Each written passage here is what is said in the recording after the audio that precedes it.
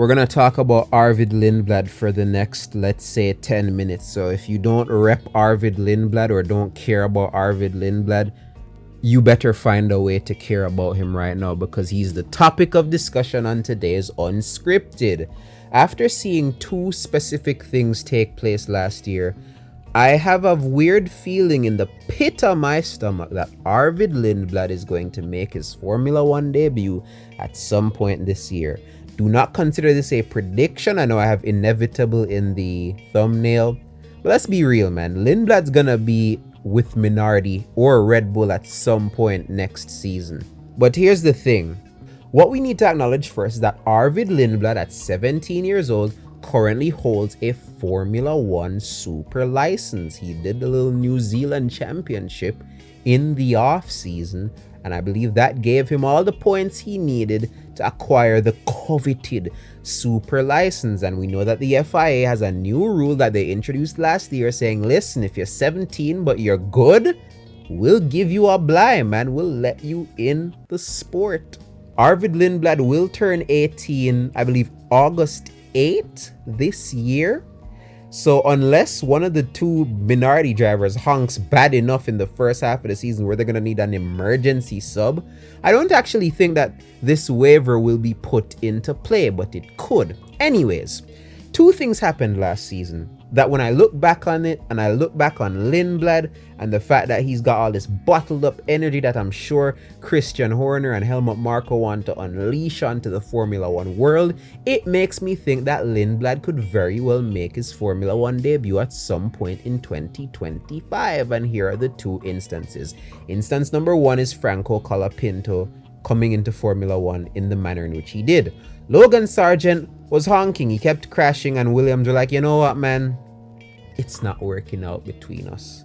And instead of going for an experienced driver that's used to Formula One, they instead went with Franco Colapinto, who was in F2. I believe he had only done maybe 1 or 2 free practice sessions in the lead up to his Formula One debut. And what do you know? Colapinto, despite not testing the car or having that much experience, he did pretty well. He had a great Singapore Grand Prix, he scored points at Baku, and he scored points at Kota. And when he was able to do all of this, people were like, I wonder how many other F2 Donnies are capable of doing what Colapinto is doing. Because Colapinto wasn't necessarily setting the world on fire in F2. He was good. He had a win in a sprint race at Imola, I believe. I don't think he had any other wins outside of that. But he was doing decently. He wasn't setting the world on fire, but he was doing all right. And when they put him in Formula One and he managed to get those 2 points finishes, you look at it like, fair enough. Same thing happened with Beerman. Beerman's 2023 was amazing, but his 2024 left not that much to be desired. However, he did very well on his Ferrari debut and in his starts with Haas. He scored points at Baku and Jeddah in 2 different cars, mind you. That's the first instance. The second instance is Ocon leaving Alpine a race earlier than he should have in order for Alpine to sub in Jack Doohan. Ocon and Alpine, the relationship broke down. They were actually going to boot him off to Williams that same year. But then as the season died down, they were like, actually, Esteban, we're going to need you to get the heck out this team, because we got Jack Doohan coming in here next year and we want to prepare him for the sport. We want him to race in the Abu Dhabi Grand Prix so he can have a race underneath his belt in the lead up to the season. And I believe they also threatened to not let Ocon participate in the post-season Abu Dhabi test if he stayed.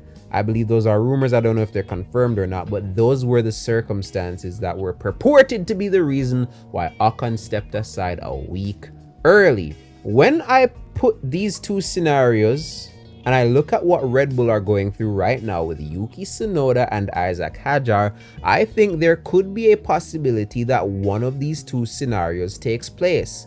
Scenario 1 could be Isaac Hadjar not meshing well in Formula One, honking, not getting used to the car, having accidents. I don't think this is actually going to happen, but it could. And I think if it does, I don't think Red Bull will hesitate to put Arvid Lindblad in the second Minardi. Again, this is if Hajar honks. I don't actually think Hajar will honk. I think he'll do quite well. I think he did very well last season in F2. His FP1s were a bit shaky, but I'm sure with preseason testing and you couple that with, getting some more races under his belt, I think Hajar will be alright. But if he isn't alright, I can easily see them booting him out for Lindblad on some Max Verstappen 2016 Russian Grand Prix type timing. And we look at the other scenario with Ocon leaving for Duan. I could see that happening with Yuki Tsunoda. This will probably be Yuki Tsunoda's last season in the Red Bull camp. I can't see a world where they keep him beyond this year. It's obvious they've kept him on. They didn't let him go to any other team because they want him to be the anchor for the minority team while they experiment at Red Bull with Verstappen and Lawson. And while experimenting with Verstappen and Lawson, you take Lawson out of the minority and you put him into the Red Bull. You need to have an experienced guy in the minority alongside the rookie Hajar so that the team doesn't sink and the team has some kind of stability. They kept Tsunoda on for that stability. And I think Tsunoda doesn't want to be in this situation. He wants to be at a team that prioritizes him the most. And because he's not going to get that Red Bull opportunity anytime soon, granted he's a reserve and things could happen, but the mere fact that he's a reserve and not the actual driver is telling. I think when you when you group all of these factors together, one could assume that Tsunoda will get frustrated and will go to either another team next season or maybe even leave F1. But I think he might just go to another team next season. I don't know which, but I don't think Tsunoda is bad enough to be out of the sport completely. I don't think Tsunoda is bad at all. I think these past 2 seasons, he's driven at a level that's genuinely been impressive to me and is worthy of still being on the grid. However, if his frustration boils over and him and Red Bull eventually have some kind of falling out, I could definitely see them booting Tsunoda before the end of the season to give Lindblad a go if Tsunoda signs with another team for 2026. I think the thing that would step in the way of this taking place is maybe Honda. Honda are still with Red Bull at least for this year. I don't think Honda are gonna allow Red Bull to boot Tsunoda out before the season is over because it would be a bad look for them, seeing that he's Japanese and he's part of the Honda Dream project. I don't think Honda would allow Red Bull to do their dunny like that, but it is still a possibility. You never know. Red Bull is a very cutthroat team when it comes to the treatment of their drivers, as is evident by the fact that Tsunoda didn't get the seat. But yes, man, Arvid Lindblad, he's a dynamo, isn't he? Youngest Formula 3 winner ever. He's gone to Campos, which is the team that Hajar was at last season. And Campos and Hajar were a deadly duo. You could argue they should have won the F2 championship last year, but too many mad stuff was taking place at that team, robbing Hajar of the points. Yes, Hajar made a couple mistakes, but for the most part, you could genuinely put reliability down as the reason he didn't win against Bortoleto last season. And I think if that doesn't happen to Lindblad this year, he could easily win the Formula 2 championship. As a matter of fact, I don't think Arvid Lindblad needs to win the Formula 2 championship. I think if you're in a certain position in certain driver programs, you don't need to win F2 to get the seat. You just need to do well enough for them to see your potential, right? Duan didn't win the Formula 2 championship. That didn't stop them from bringing him into Alpine. Colapinto didn't win the F2 championship, and Alpine look like they're gonna sack Duan for him. Kimi Antonelli didn't win the F2 championship. He didn't even finish top 3, but he did enough for Merckx to be like, yeah, he's our guy. Beerman's another one. Beerman didn't win the F2 championship, but boom, they brought him in. You don't need to win F2. All you need to do is show enough flashes of brilliance. Will Lindblad do that this season? I think he will. He's just topped the timing sheets for testing. Granted, it's testing. It doesn't really mean nothing. But yeah, man. I think Lindblad will definitely be on the 2026 grid. But whether or not he will be on the 2025 grid, I think it is absolutely possible.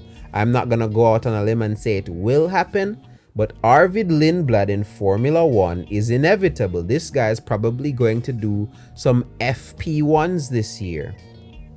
when he turns, actually not even when he turns 18. I'm pretty sure he can do them as a 17-year-old given this new waiver. Correct me if I'm wrong in the comments. But even if he can't until he's 18, he turns 18 in August, which will give him tons of time to make FP1s later in the year.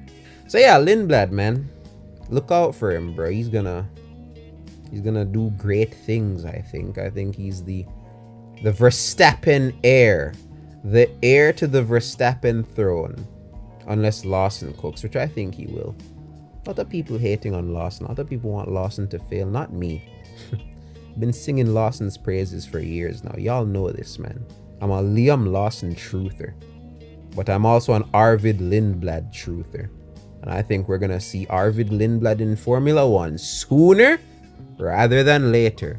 In turn, out.